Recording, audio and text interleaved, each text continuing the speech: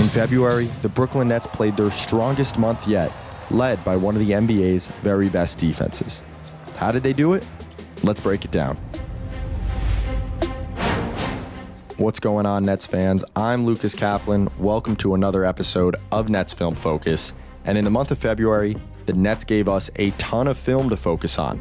They had the NBA's 6th ranked defense, and that included a stretch where they went 6-2 with the NBA's #1 defensive rating. They applied ball pressure, they forced a ton of turnovers, their bigs contested shots from 3 and at the rim. So we're going to take a look at a few plays that help to explain how they were so dominant on that end of the court. 5 seconds left. Johnson, perfect defense. Edwards missed the 3, and the Nets are going to hold on. A third consecutive win, and yet again, Brooklyn holds their opponent under 100. It starts with their ball pressure, which both their guards and their bigs have done a tremendous job of applying. As you see this possession against Philly for the first time, notice how they're unable to get the ball inside the three-point arc throughout the duration of the shot clock.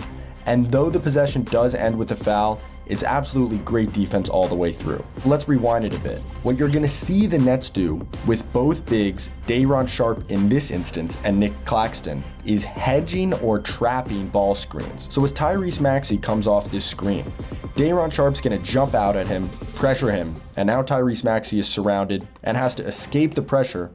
Ball's near half court with half the shot clock gone. He comes and gets a ball screen again, boom, more pressure, and with just 10 seconds on the shot clock, the Sixers are nowhere near creating a good shot. Again, it ultimately ends with a foul, but it's fantastic defense for 23 seconds. Now, what both Sharpe and Claxton have been great at is just because they're high up the floor on ball screens does not mean that they're not protecting the rim. Just take a look at this sequence from the start of a game against the Charlotte Hornets, where in 3 minutes, Nic Claxton hedges 3 ball screens and is able to recover 3 times to block a shot at the rim. They're on Taj Gibson, here recovering from the other side of the paint for that huge stuff, and then finally hedging, getting around Taj again, and blocking the driver at the rim. On the move, a blast on Koki, denied by Claxton. Do not go in there.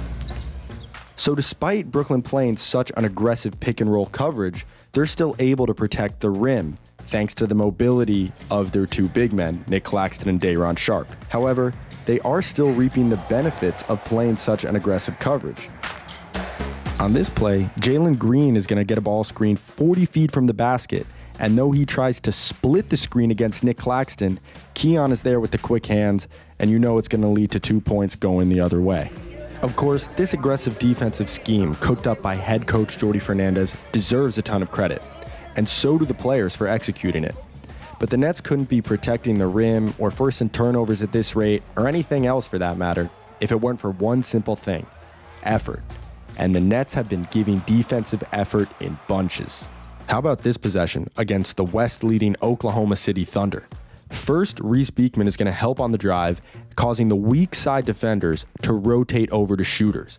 That leaves Isaiah Joe open in the corner for a split second, but just as Jalen Williams is about to pass it to him, he sees Tyrese Martin ready and help. That gives Reese Beekman just enough time to fly across the court, running Joe off the line and into the help of Tyrese Martin.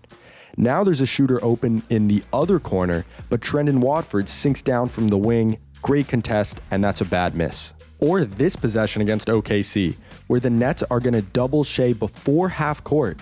And if you think that creates an advantage for OKC, you're wrong, because here comes Keon Johnson flying from half court to force an air ball. That was a season high for second quarter scoring. Jordan, air ball on a 3, tracked down by Hayes. What a closeout by Keon Johnson. It all culminates in a possession like this, which is going to end with Duncan Robinson missing an unspectacular 3, but the beginning of it shows you why Brooklyn's defense has been so hot. So they're getting ready to hedge or trap this screen on Tyler Hero, but he rejects it. Normally that's going to cause some problems, but Tyrese Martin recovers to his hip, Cam Johnson is early on the help, and a swipe at the ball and the ball's loose on the floor. Now, the Nets don't get it, but Cam Johnson's going to recover to the other side of the court for a great contest on Duncan Robinson, and of course, there's some great box outs as well. Thank you for watching this episode of Nets Film Focus on just how Brooklyn has built such a strong defense under rookie head coach Jordi Fernandez. and definitely stay tuned for more episodes that we've got coming your way.